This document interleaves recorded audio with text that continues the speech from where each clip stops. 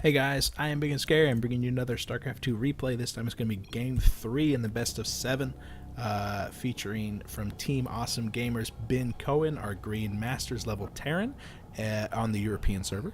And in the bottom right hand side, we have our orange Terran KillInHeaven, our also Masters level European. From Team NoN Esports. NoN Esports TAGG has been on the left side for the last one, and I was confused for a second. I was also confused. Look at KillInHeaven's name. The I and the L look nigh indistinguishable, and I definitely had to restart my intro because I was completely befuddled by why there were too many L's in kill. And then I was like, is it kill that is in heaven, or do you kill in heaven?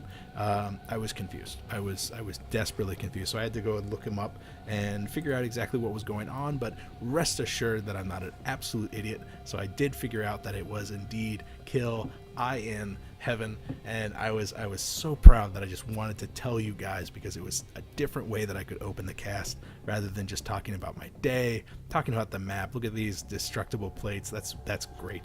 That's great. Hey, it's a TVT again. BenCohen on the last map did start off with a 1-1-1 build, transitioned into mech, which was super cool, and it definitely was very, very powerful against his opponent, and he took the game. So here we are on game number 3, featuring BenCohen once again. Refinery being started after the barracks, so a very, very typical opening from him, just like we saw in the last one. Probably going to be seeing a Reaper coming out from that, but I said that last time and we never did. So it could also be just a very quick transition into the factories as he moves back into that mech. So we will keep an eye out for that. We do see that the refinery is completely done, well on its way to harvesting quite a lot of gas for KillInHeaven.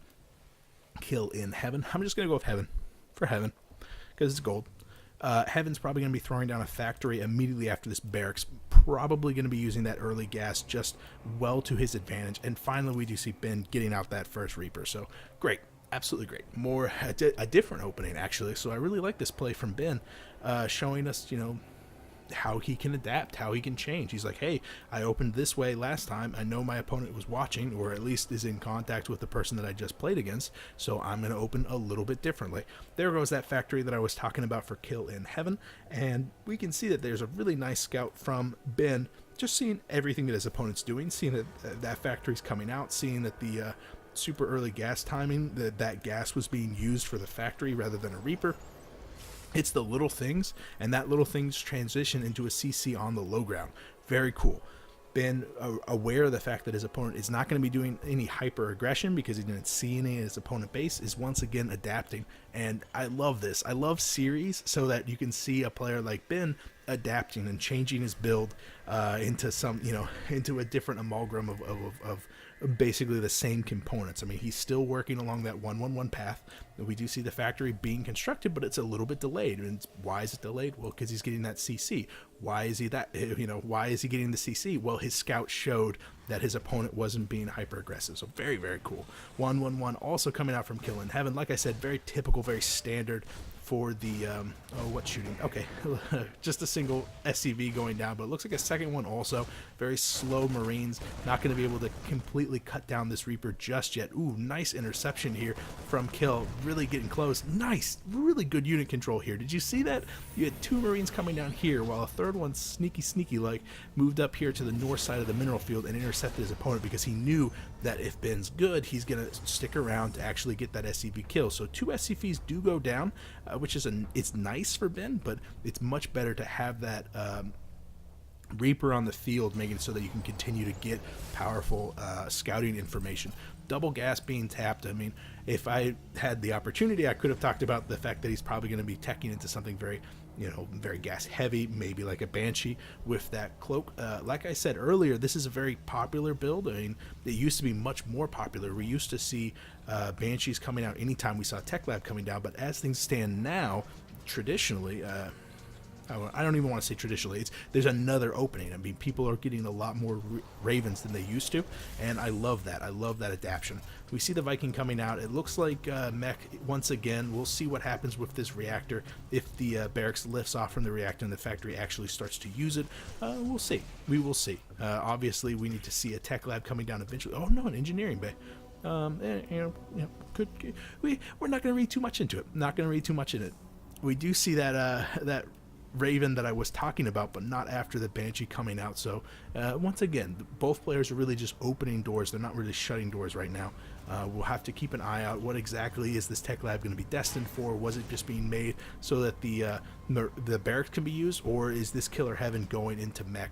With the double gas being tapped, I suspect mech for kill, but again, I'm trying to work away from just being able to flat out say a prediction and rather just kind of react to what the opponent's doing, because really, I mean, players surprise me a lot. Thank you. Players surprise me a lot. And, there goes the cloak. Really nice unit control here from KillInHeaven, actually delaying that cloak just long enough to bait out the response from the Viking, and then throwing down that cloak right whenever he saw that Viking. The static defense, the static detection is there. So really what Kill is hoping for is to bait out a scan, as well as picking off a handful of these SCVs, which is exactly what he's doing, just doing plenty of damage to the economy. Remember, he lost two SCVs early to a Reaper, and he's definitely equalized that at this point. 27 over 24, actually much more in his favor than I initially intended. However, the natural has been completely taken and is completely saturated for Ben for quite a while. And the natural has just now been constructed. The CC is becoming the orbital command, and we see a lot more barracks being produced. So fantastic. And this is why I don't make predictions anymore, because it's just absolutely terrible. Obviously, I need to get better at it. Obviously, I need to be more confident in it. But it looks like both players are transitioning over into more of a mech play, which is super cool, because we saw that BenCohen can definitely go toe-to-toe with a bio player, but maybe his bio play is just a little bit weaker, and this is cool. This is really, really cool. I like it. I like it a lot. Orbital command coming down into the natural from KillInHeaven once again, just a little bit delayed. 31 over 30 for the harvester count right now. Yeah, stim just now being started. Stim hasn't been started for Ben, right? Yeah, there it goes. Very cool. Very cool. Secondary reactor, looks like this guy's going to be used for siege tanks only. Sometimes you can see the secondary tech lab being thrown down on the barracks so that you can actually work on combat shields at the same time as stim, but it looks like Ben's going to be going for that 1-1 aggression. Really nice drop here from KillInHeaven on the south side of the main, right on the tail foot of the harassment from the Banshee, and this is just absolutely devastating damage. I mean, we saw that they were neck and neck on the harvester count. 10 harvesters have gone down right now, so KillInHeaven in a very, very nice situation. However, eventually everything here is going to die or have to be, forced to pick up, and that, here comes the push. We'll see exactly how much KillInHeaven actually succeeds in keeping alive and retreating with, but it looks like everything here is going to go down. At the same time, though, the SCVs were actually part of this charge, and even more devastating damage to the harvester count. 36 over 14.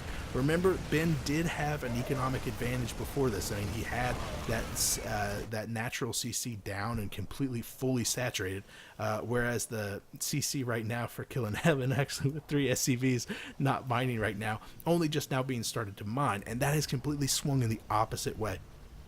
The Banshee got in there, did just a little bit of damage, equalizing it, even pushing it in the favor for KillInHeaven, and then that secondary Doom drop was just absolutely ravaging. And look at that, 71 over 36 supply right now.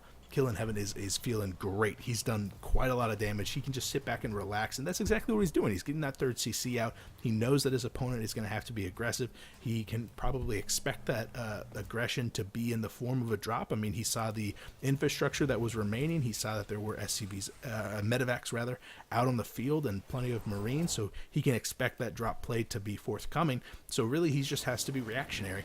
And I'm surprised he's not keeping more of his army in the main base, because that's exactly where I would put the drop if I would want to, and that's where Ben is going to be doing it himself. However, no siege tanks actually in with this unit composition, and just a single medevac is going to be quickly cleaned up by the stim upgraded Marines. No combat shield to speak of, and it looks like 1-1 isn't on the way for either player. So actually a really good job here by Ben to keep these guys alive. I mean, he's kept his medevac completely fully loaded with these Marines. Another stim does go down, but he's going to have to do a lot more damage to the economy than just this in order to equalize this game. 35 over 26 harvesters right now. Remember that third CC was being built, is now currently in orbital command, throwing down a lot of mules, and those mules are not mules that are matched by Ben back at home. So we can see that while the supply count has stabilized, rather, I mean 85 over 61 right now, so that gap is significantly shorter than it was. It's still a significant gap, and KillInHeaven is going to be feeling absolutely fantastic right now.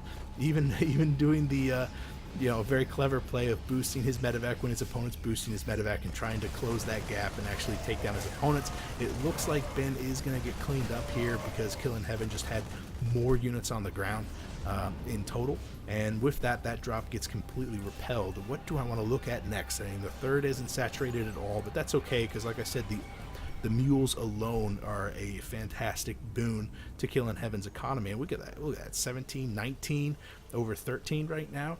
BenCohen is in a world of hurt. 1-1 is going to be finishing in just a couple of seconds. The problem with this is that KillInHeaven's going to be thinking about ending the game. He's going to be thinking about pushing out and actually doing game-ending damage with this advantage, and that's the way you can get in trouble, because really, a good concave top of the ramp, you have a siege tank that's already sieged, you have a bunker up there too, that can definitely make up for the fact that your opponent has 1-1 and you don't. And that the defender's advantage of the Marines being produced can be more than enough to actually stabilize this. So while KillInHeaven might be in the lead, I definitely feel like he's not going to be able to end the game in the next minute. Maybe the next big engagement, especially if Ben decides to move out. Obviously, he needs to take his third and hold his third, and that could actually be the catalyst. He has to aggressively position his army in order to take his third and hold his third with this third orbital command going out here. But if he moves out too soon, if he opens himself up to that aggression, or if he takes one more devastating drop, this game could be completely over. But 140 over 101, again, that supply count is beginning to not narrow. I mean, it was only 20 supply count in the favor of Ben a little while ago, so 150 is actually pretty devastating. But if these siege tanks get caught unprepared, if this army engages directly into BenCohen's army in a fair fight with angles that are not in his advantage, this could be absolutely devastating. That's exactly what's happening.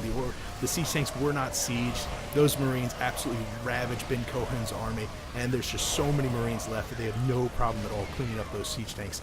The siege tank line does go down, and with it, all those medevacs too. BenCohen does tap out. Fantastic play from KillInHeaven. And that last engagement, man, I just wonder how it would have gone if it was up here. We had a bunker up here. I guess he salvaged it.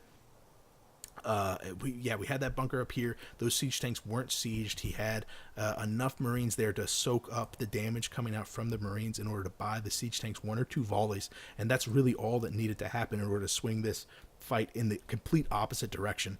BenCohen was feeling the pressure. He needed to actually get out there and do damage, and I agree with him. He needed to get out there and actually take back this game and get back into the lead, especially in order to get this orbital command position. But I think he was just a little bit too aggressive, and that's been a really benefit to him in those previous games. But KillInHeaven, with his economic advantage from those early drops and that Banshee harass, just barely eking out the lead and really capitalize on it. So absolutely fantastic play.